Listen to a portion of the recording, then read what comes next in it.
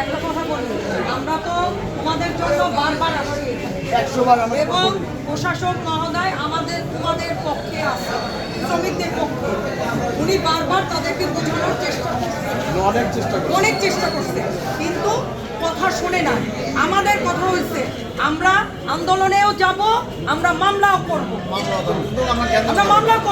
কিন্তু আমরা কোনো গ্যাঞ্জামে যাইতে চাই না। এখানে বসে এখানে বলেন যে আজকে তোমরা কথা শুনলে আমরা সবসময় তোমাদের পাশে আছি।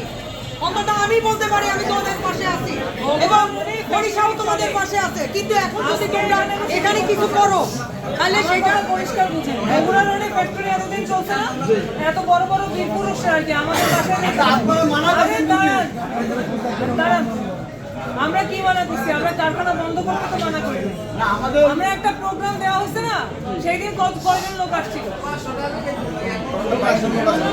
ছিল না, সেখানে কয়জন লোক আসছিল না? ওই দিন তো গিয়ে কারখানা বন্ধ করে, এইখানে না ওখানে গিয়ে কারখানা বন্ধ করে দাও, আন্দোলন শুরু করে দাও। আমাদেরকে ইনভলভ করে এই সমস্ত কাজ করো।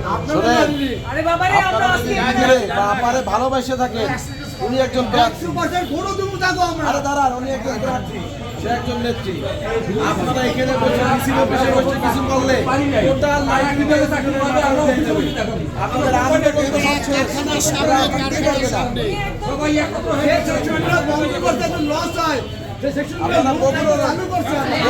চলে যায়।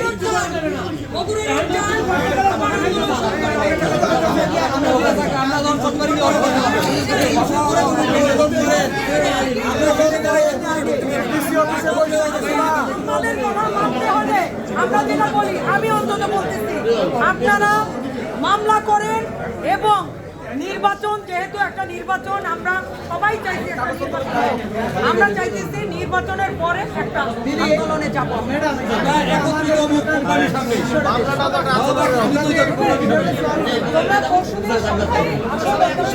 আবার বসো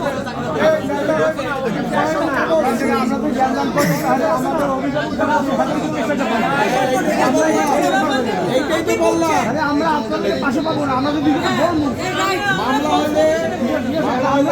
পাশে পাবো না, তখন আমাদের প্রেশারটা বেশি পড়ে। এই জন্য আমরা এখন আমাদের শত্রু আছে না, তারা মামলা দেওয়ার জন্য তো এইসব কিছু ব্যবহার করে।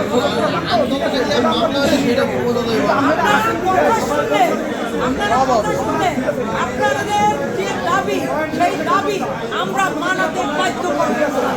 আপনারা শুধু কথা শুনেন।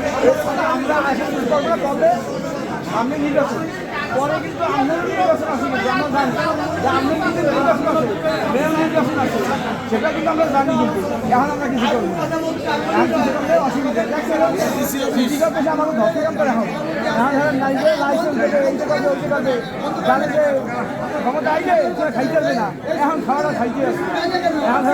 এখন আমরা কিছু করবো না, তাহলে আমাকে অভিযোগ করবে একটা হাত যাতে ই করে দোষ করবে।